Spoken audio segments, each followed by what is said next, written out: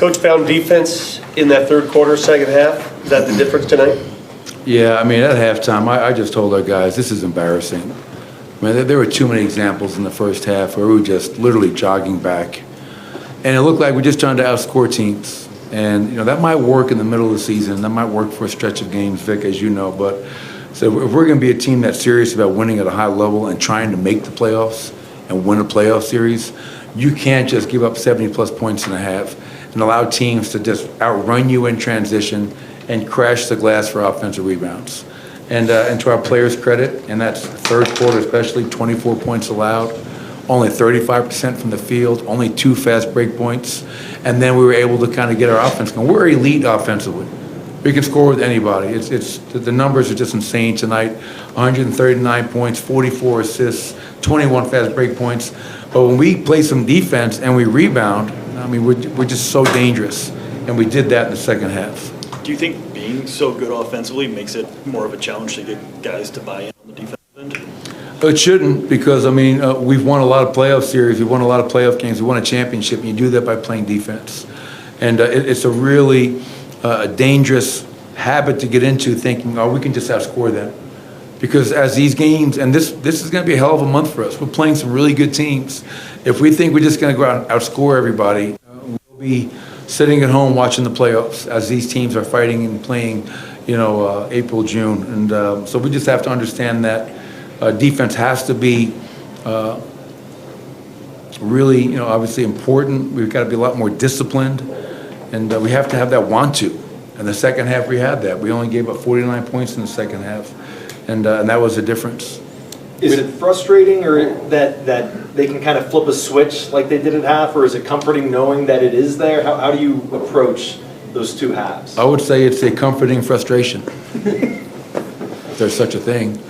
I mean, I love the fact that I know that this team, can score the basketball at a high level, and we can do it very efficiently, and we can do it playing team basketball. I mean, we lead the league in assists per game. We lead the league in fast break points per game. We lead the league in paint points per game.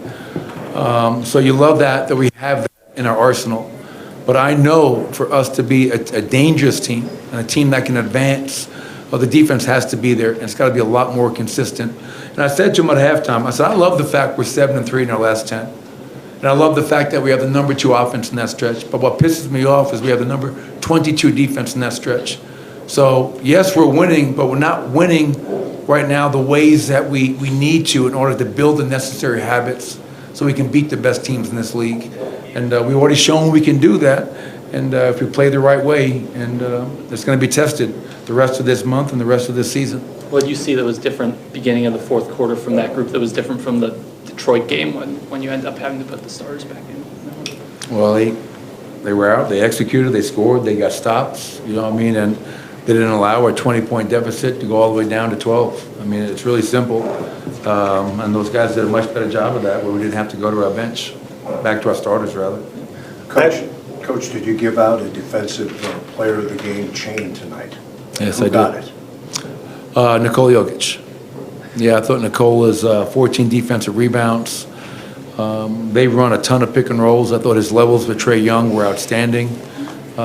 He had a bunch of deflections, a block shot. He was really good. I thought Jamal was really good defensively. Obviously, if you look at Jamal's numbers for the month of December, they were outstanding. And, I thought he was really good on both ends of the floor again tonight. I thought Christian Brown had some great moments. And, Russ is going to bring it every single night. But I just felt Nikola's impact in guarding all those pick and rolls and being a dominant rebounder for us, which ignites our break, was really impactful. I asked Russ about the defense after the game, and he said, we, the players, have to hold each other accountable. Are you getting enough of that? Do you see it happening more now? Or? Well, I challenged him at halftime. I said, how come I don't want to come into every huddle, and me being the guy, saying, fella, they're on pace to score 50 points this quarter. That transition defense is unacceptable. We're ball watching on the defensive glass. And Russ, I know for a fact, has done it all year long. He's the one guy that will talk. But I want them to take ownership, Vic. I want them to hold each other accountable, police each other. Because when that happens, then you have a chance to be special. And I felt in that third quarter and that fourth quarter, we had a lot more of that. Guys communicating, and demanding more from themselves and from the guys sitting next to them. Jokic is third in rebounds per game this season, and he's putting up these numbers 17, 15, 18, 20 a game. And yet you guys have this problem on the defensive rebounding front. Where does that come from? Is it some of it guys trying to leak out? Is it trying to find that balance, or is it just want to? Oh, I think it's when you are struggling on the defensive glass like we are, I think it's a combination of a lot of things. Obviously, you talk about Nikola, and it can't be just on one guy. We always talk about gang rebounding, meaning all five have to rebound, then all five can run. And when you watch the film, I think the things that stand out to me are, yes, we leak out at times because everybody so thirsty to score in transition, they want to get out and run so they can score. So leak outs, I think there's a lot of ball watching that goes on, the shots taken. We do this instead of finding a body, sticking somebody. And then obviously when we are forced, a guy gets beat and Nicola's got to help stop the basketball, we've got to crack back and sink to a body and be a lot more physical. And, only 12 offensive rebounds for them tonight. Last time they had 19 for 21. So I think there are slowly signs of improvement, and that needs to continue, obviously. Your defensive player of the game got his 144th triple-double, is 56 before the third quarter ends. How does he do that? I don't know. I think there's a lot of good coaching. Put him in the right spots, to make those plays. 10 years now, we've all been blessed to watch Nikola, right? And what he does every night. And I think the thing that I always said that I marvel at is consistency, right? That consistent greatness. Not many guys have been able to do that every single night, his greatness. So you marvel at the consistency. But the other thing that's incredible is just how easy he makes it look. You know what I mean? Like, here's a guy that is not the most athletic or anything. He just goes out there, he plays his game, he makes it look so easy. He doesn't fight the game. And he puts up these numbers where he makes everybody better. And the other thing that I love about him, like I watch a lot of games and highlights, and have you guys ever seen Nikola celebrate or do anything crazy? Like, he reminds me of Mark Bavaro. I don't know if you guys remember Mark Bavaro. He'd score a touchdown, he'd drop the ball, and it's my job. Nikola does it, triple-double, he does his job. There is none of that, no dancing, no celebrating.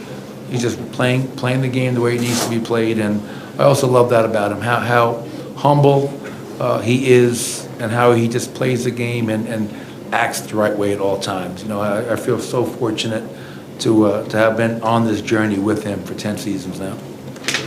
Well, Coach, I just want to ask you, talk about the defensive want to. I'm guessing we probably caught you talking about this every single year at some point. Can you draw on some of that, or just being able to talk to them at halftime to where you have to, at some point you won't have to have those conversations where it'll just be an every night thing? Well, I was walking off the court at halftime. You should hear some of the conversations I have with myself. And it's just so frustrating sometimes because you've seen this team do it, right? And trying to get them to do it more consistently from quarter to quarter, half to half, game to game. It's just like we have a chance to do something special if everybody would just commit just to playing a little bit harder, to being a little bit more disciplined, to being a little bit more physical. And if we did those things, we wouldn't be 18th or 19th in defensive rating. We'd have a chance to be top 10 in both offense and defense, and now you're a dangerous team. And you hope, and I can't fight City Hall every day. I'm not going to go in there at halftime 82 times and try to win one for the Gipper. But tonight it was just, again, what did they have? 70 some odd points at halftime, 38 in the second quarter. That's just unacceptable. It's got to be unacceptable for them as well.